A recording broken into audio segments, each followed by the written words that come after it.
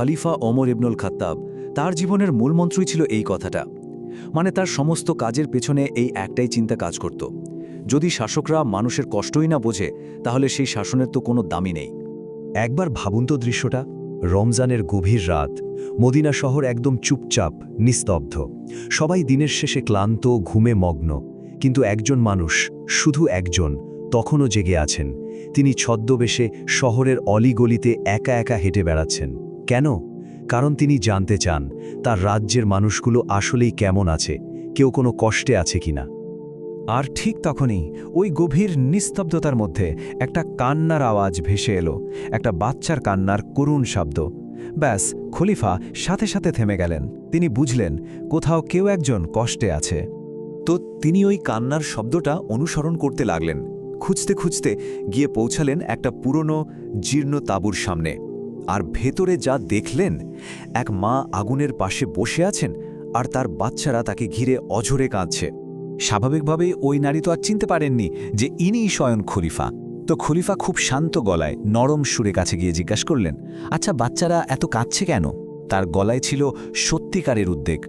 মায়ের উত্তরটা ছিল যা শুনলে বুকটা ভেঙে যায়। তিনি বললেন, ওরা ক্ষুধার্ত। সারাদিন রোজা রাখার পর ইফতার করার মতো সামান্য কিছুও তাদের ঘরে ছিল না। বাচ্চারা খিদায় কষ্ট পাচ্ছে, তাই কাঁদছে। খলিফা তখন আগুনের ওপর রাখা হাঁড়িটার দিকে তাকালেন। তার মনে প্রশ্ন জাগল, ঘরে যদি খাবারই না থাকে তাহলে ওই হাঁড়িতে রান্নাটা হচ্ছে কিসের? আর ঠিক এই জায়গা থেকেই গল্পটা একটা অসাধারণ মোড় নেয়।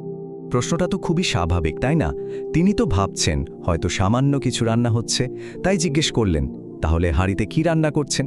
তিনি আশা করেছিলেন হয়তো এমন কোনো উত্তর পাবেন যা দিয়ে বাচ্চাদের খিদে মিটবে। কিন্তু মায়ের উত্তরটা ছিল একেবারেই কল্পনাতীত।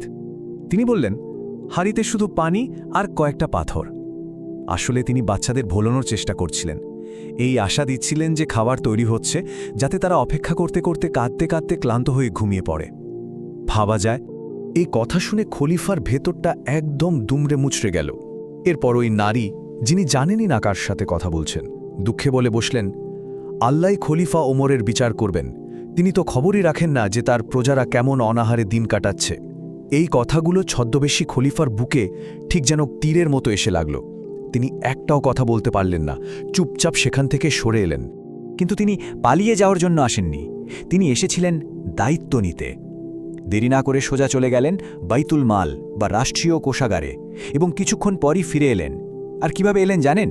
নিজের কাঁধে আটা, তেল আর খেজুরের একটা বিশাল বস্তা বয়ে নিয়ে।